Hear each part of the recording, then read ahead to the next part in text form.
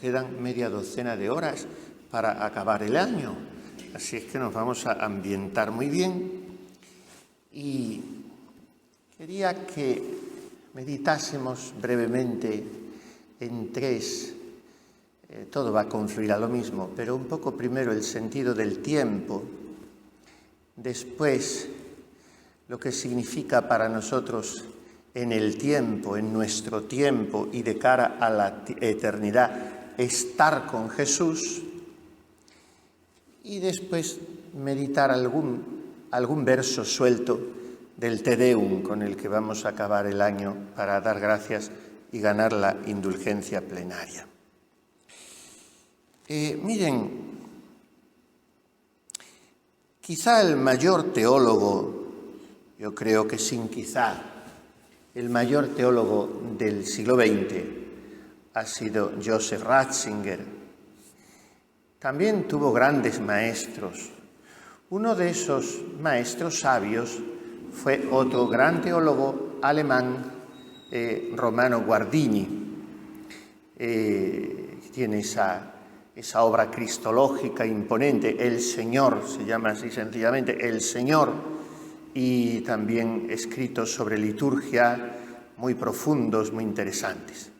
Bueno, pues Romano Guardini hacía diario, y en su diario anotó que en cierta ocasión estaba paseando por el parque una tarde y se le acercó un niño y le dijo algo que nos han dicho tantas veces o que nosotros hemos dicho en nuestra vida: ¿qué hora es? ¿Qué hora es? Y aquella pregunta tan simple le suscitó un mar de reflexiones a Romano Guardini, que a su vez repite Ratzinger en una de sus obras. Porque esa pregunta se refería al tiempo cronométricamente entendido. Dice Ratzinger, en la pregunta inocente del niño y en la respuesta meditada del anciano, porque Romano Guardini, ya anciano, dijo: ¿qué hora es? Esto quiere decir, ¿se ha hecho ya tarde en mi vida?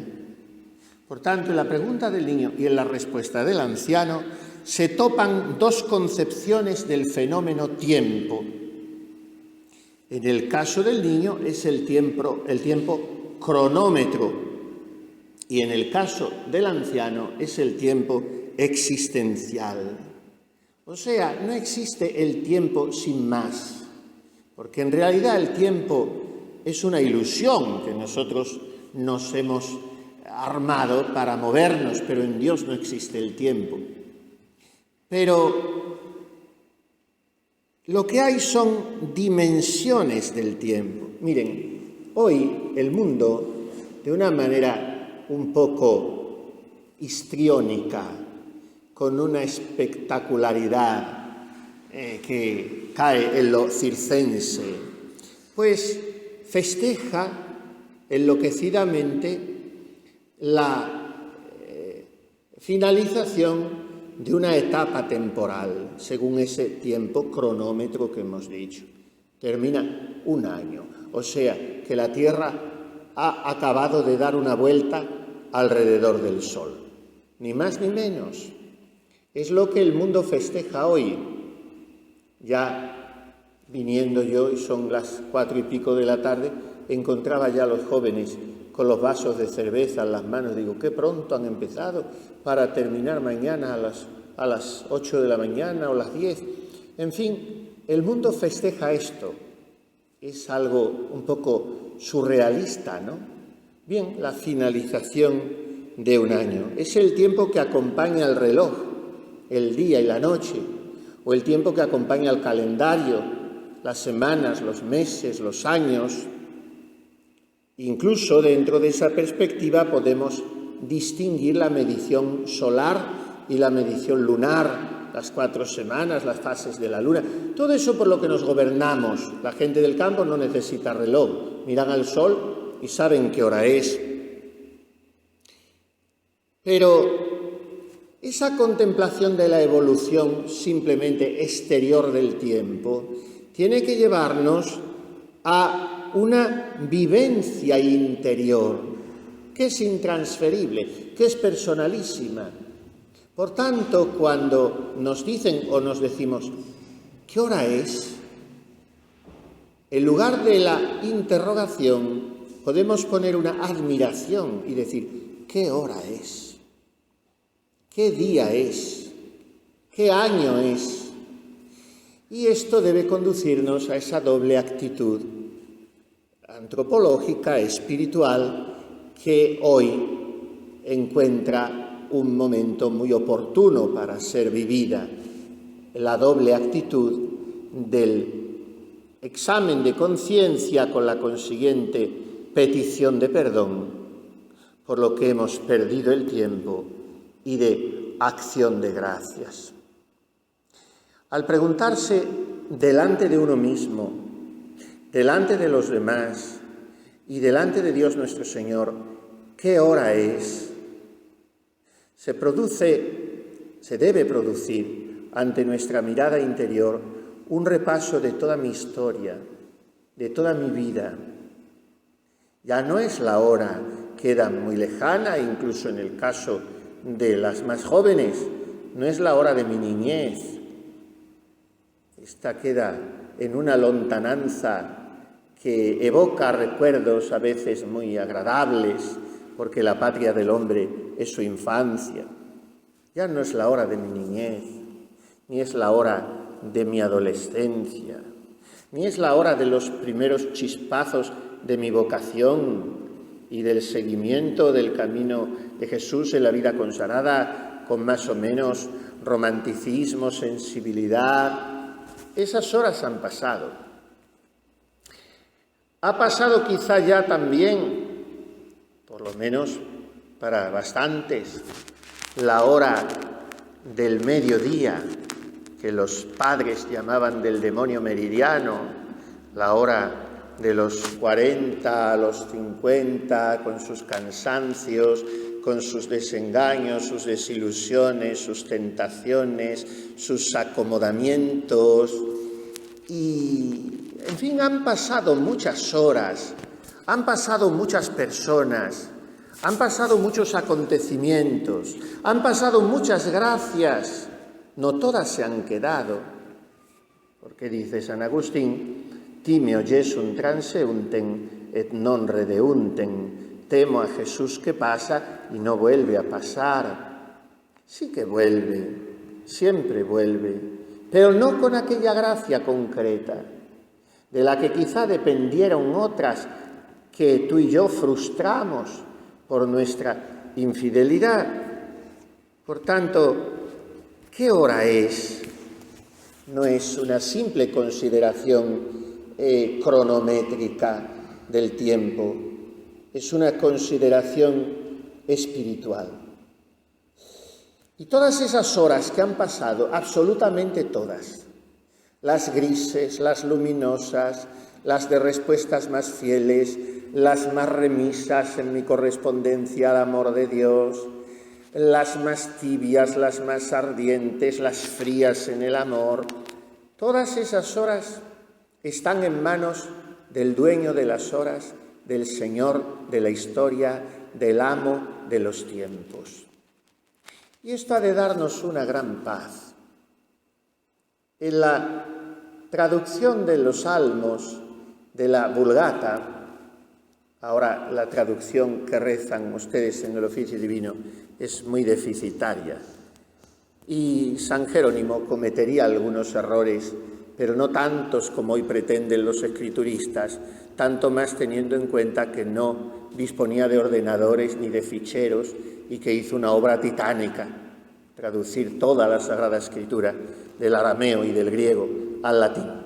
Bueno, pues el Salmo 30, versículo 1, dice, in manibus tuis tempora mea, mis tiempos están en tus manos. Mis tiempos quiere decir mis evoluciones caracteriales, mis estados de ánimo, las personas que me han amado y a las que he amado, mis destinos, mis comunidades, mis etapas en la vida de oración, mis oficios, mis limitaciones, mis enfermedades, mis tiempos todos. Porque en nuestra vida todo lo que experimentamos está inscrito en el tiempo. Pues mis tiempos están en tus manos, en las manos de un niño. Y por eso tiene que llenarnos de confianza este hecho. ¿Qué hora es? Y hemos de preguntárnoslo ante él, porque un niño no nos va a responder con el ceño fruncido, ni con una expresión de duro reproche, exigente, rígido, sino que el niño nos va a responder con el Salmo no 30, sino 15, ese Salmo de los consagrados que rezamos los jueves en completas. Mi suerte está en tu mano, decimos nosotros al Señor, y Él nos lo vuelve del revés. Tu suerte está en mi mano, tu tiempo, tu vida, tus años están en mis manos. Esta inserción en el tiempo, en los meses, en los años, la vivimos nosotros porque tenemos cuerpo. El teólogo Ratzinger, digo Ratzinger porque toda esta teología la elabora antes de ser papa, pone en una estrecha relación con su aguda penetración habitual de los temas, nuestra temporalidad con nuestra corporeidad. Si no tuviéramos cuerpo, no estaríamos en el tiempo.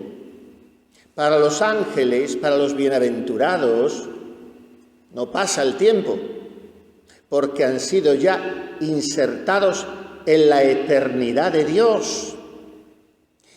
Y cuando venga el cielo nuevo y la tierra nueva, y hayamos recuperado nuestros cuerpos, pero con las propiedades de los cuerpos gloriosos, tampoco estaremos sometidos, sujetos al tiempo. Entonces, ¿por qué experimentamos el paso del tiempo con todo lo que éste trae de consecuencias de desmoronamiento de nuestra tienda de campaña? ¿Por qué? Porque estamos en un cuerpo, tenemos un cuerpo. Y esto nos permite decir, como dice el Verbo al encarnarse en el seno de María, tú no quieres sacrificios ni ofrendas, pero me has preparado un cuerpo. Y valdría decir también, pero me has preparado un tiempo. Tú me has hecho vivir en este tiempo. Nos quejamos siempre del tiempo, de nuestra época. En todas las épocas se han quejado de la que han vivido, en todas. Es verdad que la nuestra es muy convulsa a nivel social, mundial y también eclesial.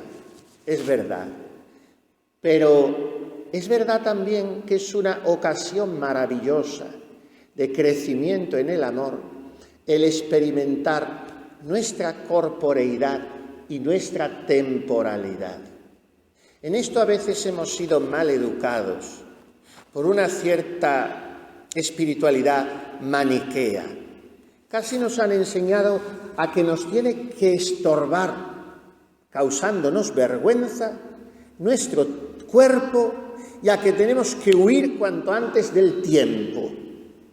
Y ambas cosas son una equivocación, precisamente porque el Verbo al encarnarse lo que hizo fue lo contrario, tomar un cuerpo y meterse en nuestro tiempo. El que era eterno se metió en nuestro calendario cuando llegó la plenitud de los tiempos.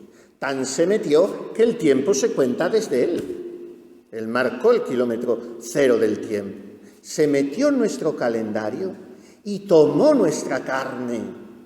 Por tanto, ambas coordenadas, la corporeidad y la temporalidad, son absolutamente divinizables, porque Dios las ha querido para hacerse presente en el mundo.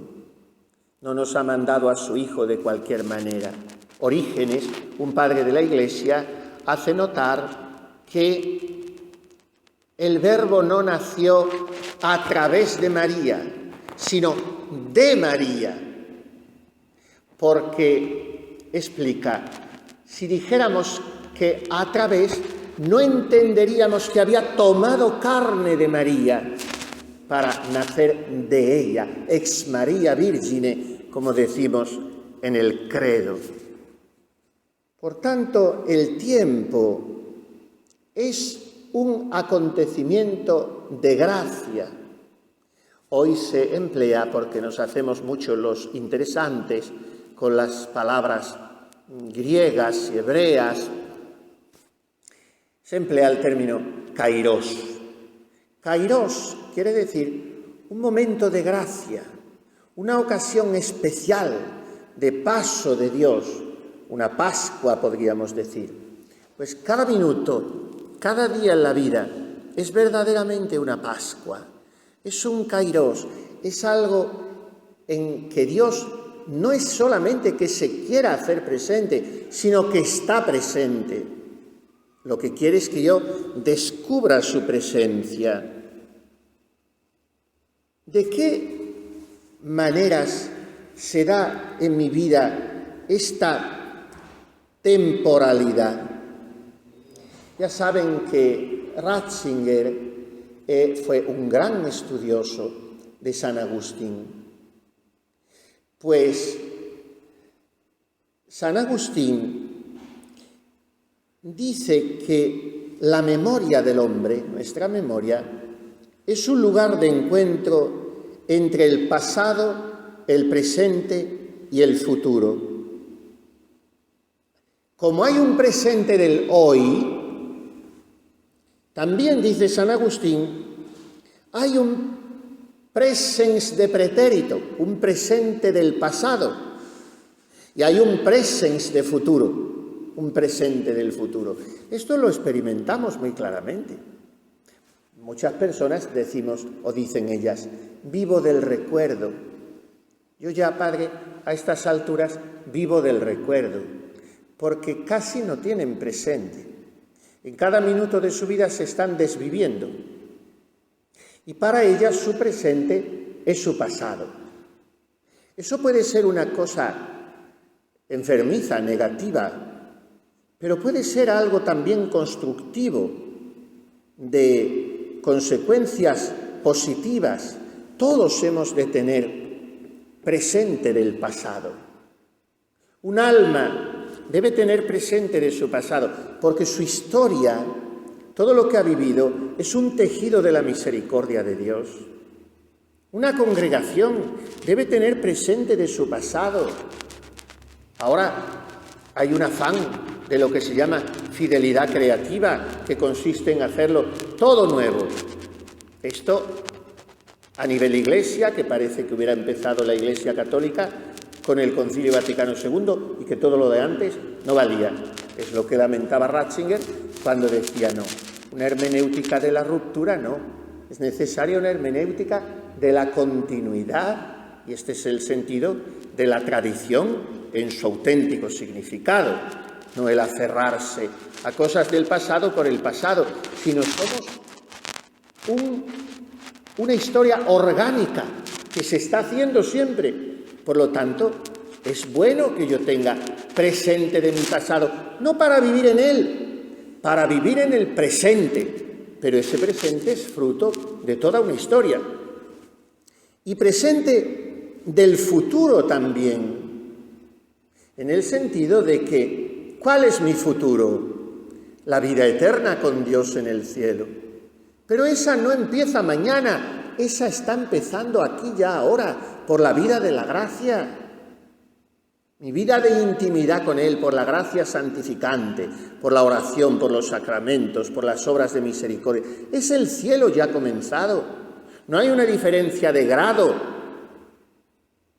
mejor dicho, de esencia, sino solamente de grado. Solo hace falta que se descorra la cortina, pero ya estamos en el cielo. Falta la visión beatífica, de acuerdo, pero por lo demás, Dios es el mismo. Entonces, presente del pasado y presente del futuro. Por tanto, vivir así, es una manera de que pobres de nosotros, tan limitados, tan frágiles, tan caducos, tan contingentes que somos como la flor del campo, que hoy es y mañana no, pero vivir así es, de alguna manera, entrar en la órbita del tiempo sin tiempo de Dios, de esa eternidad que supera los tiempos. Pero cuidado, ¿cómo aparece en la Biblia la eternidad? No aparece como algo abstracto, sino como algo histórico. La eternidad es un atributo de Dios, lo mismo que lo es la justicia, la omnipotencia, la misericordia, la omnisciencia. Tantas veces en la Biblia se llama sencillamente a Dios el Eterno, el Eterno. ¿Y qué se quiere decir en la Sagrada Escritura cuando se subraya así la eternidad de Dios? La indefectible, la permanente, la perpetua fidelidad de Dios.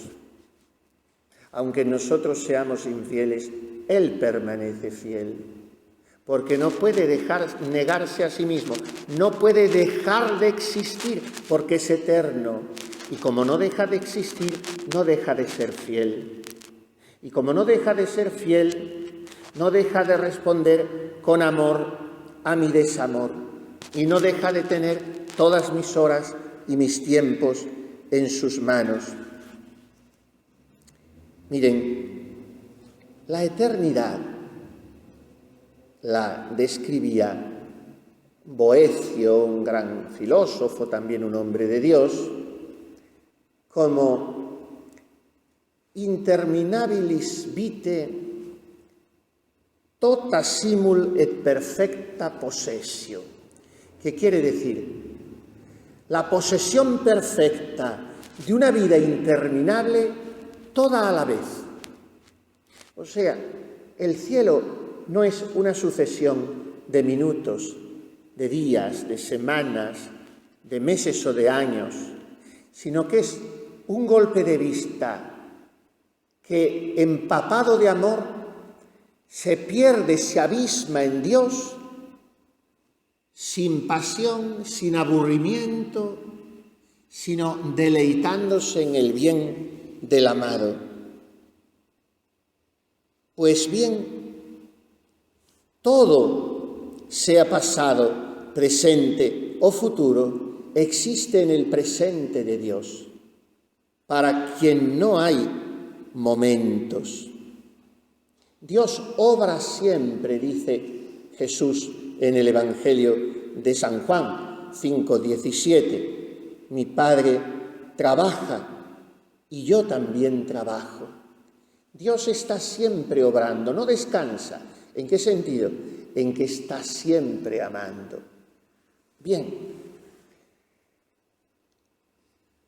una vez que hemos repasado de esta manera breve y muy sencilla el sentido del tiempo, porque tener un retiro de fin de año está motivado por esto, porque se termina una etapa temporal y se empieza otra. Vamos a reflexionar un momento sobre el aprovechamiento del tiempo. Tantas veces nos han enseñado a nivel ascético lo importante que es esto, ¿no? El desechar la pereza, que el ocio es el padre de todos los vicios, que hay que aprovechar bien el tiempo, porque el tiempo para la gente del mundo es oro y para nosotros es gloria. Y sí, pero ¿en qué consiste no perder el tiempo? Pero hay que repetirse muchas veces al día: alma, calma. Porque de lo contrario pasan dos cosas. Primera, se pierde la presencia de Dios. Y segunda, y perdonen mi franqueza, se pierde la fe en Dios. porque me acostumbro tanto a que soy yo el que lo hago todo y lo tengo que hacer deprisa y es necesario que me mueva, que al final, ¿dónde queda Dios? ¿En qué consiste aprovechar el tiempo? No caigamos en un utilitarismo resultadista de la gente del mundo como si fuéramos empresarios. La manera de aprovechar el tiempo no es hacer, sino estar. Miren, la Santísima Virgen hizo muy poco, Hizo muy poco importante en la vida. Bueno, hizo lo más importante de ninguna criatura humana, traer a Dios al mundo. Pero a nivel de resultados visibles, cuantificables, que figuren en las estadísticas y que sean objeto de un clamoreo que suscite los aplausos de los medios de comunicación, ni San José ni la Virgen Santísima hicieron nada. ¿Qué hicieron? Estar. En el tiempo oportuno, cuando hicieron falta, ahí estuvieron. ¿Y qué tiene que hacer una esposa de Jesús? Estar con Él. Y todo lo demás sobra. Ahora no se lo vayan a tomar al pie de la letra, porque entonces es una catástrofe. Pero, ¿me están entendiendo? Lo que tiene que hacer una esposa de Jesús es estar con Él. Miren, los apóstoles son los santos más grandes del cielo. Después de nuestro Padre San José y de San Juan Bautista, son los apóstoles.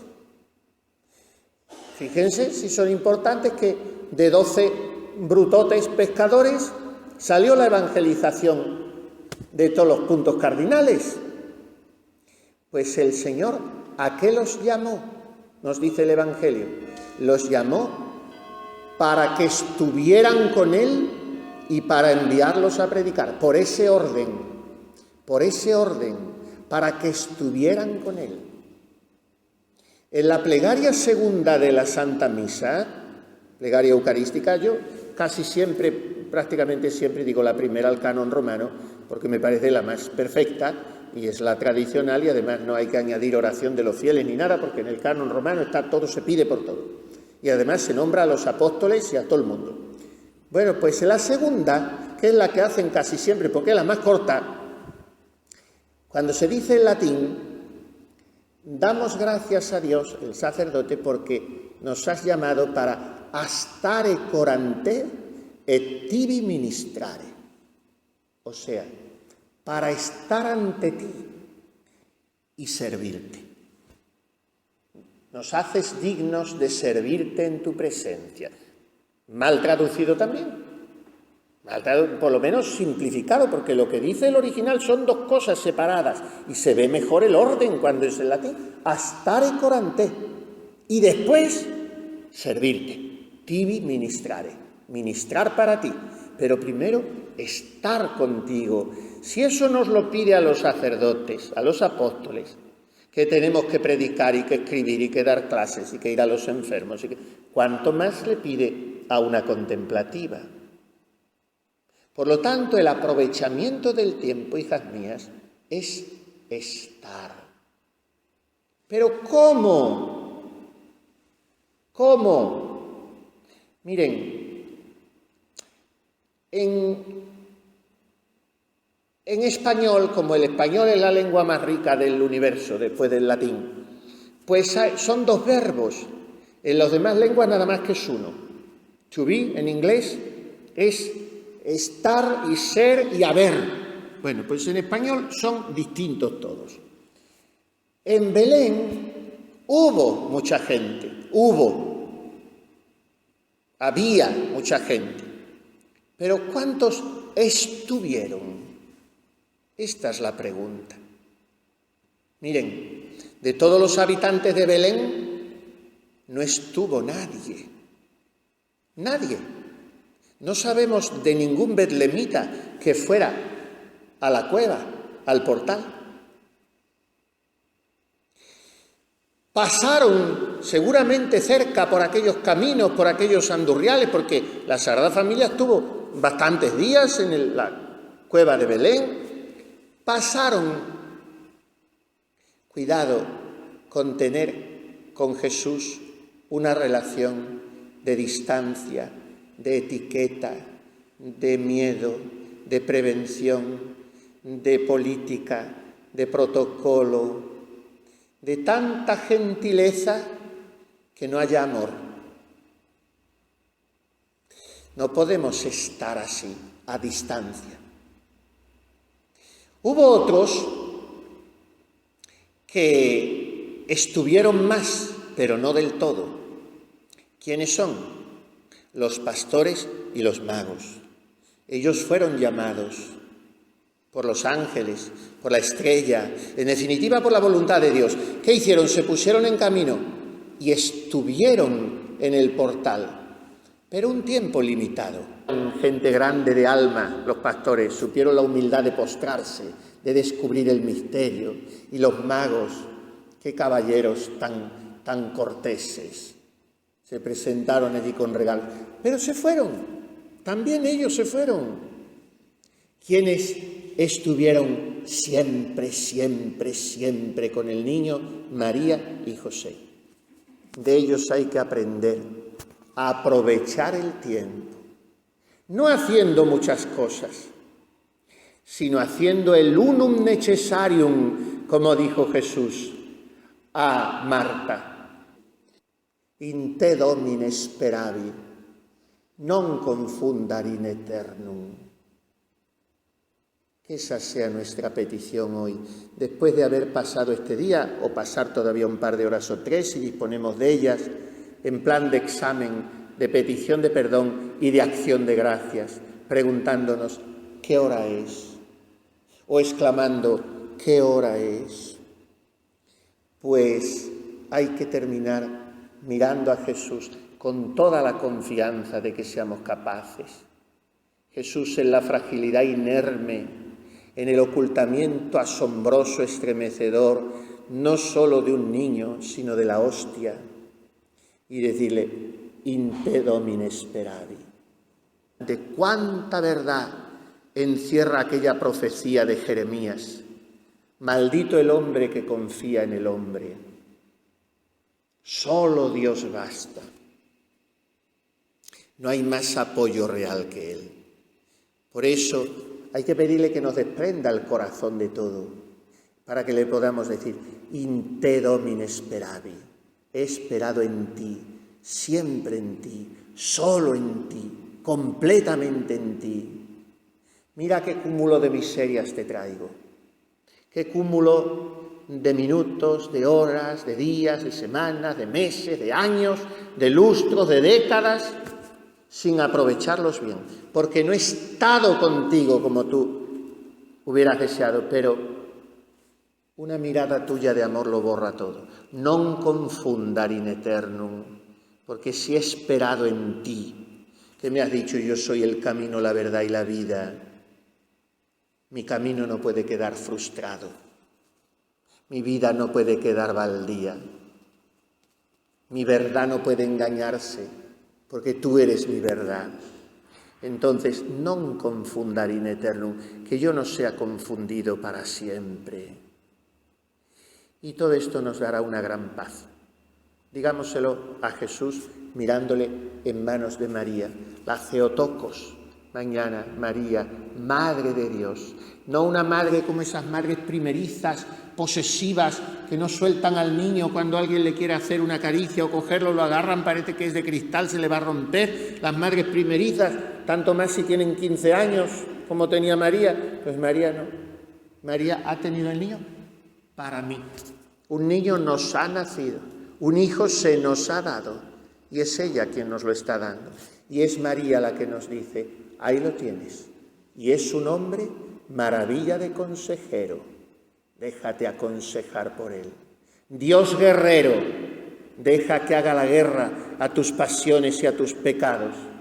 Padre perpetuo, déjate abrazar por su misericordia y descansa en su corazón. Príncipe de la paz, deja que ponga en orden tu vida y te traiga la paz, que es la tranquilidad del orden. María nos da el regalo de los regalos de la Navidad. Y nosotros, al mismo tiempo que nos preguntamos ¿qué hora es?, dejamos que María nos responda: es hora de amar a Jesús, es hora de estar con Él, es hora de no perder tu vida, sino joven o vieja o adulta o madura, o sana o enferma o tonta o lista, estar con Él. Eso es lo único que importa. Y lo que están haciendo ahora, sonreír siempre. Por favor, no dejen de hacerlo en este año que entra, que está la cosa muy mala, hijas mías. Sonrían mucho.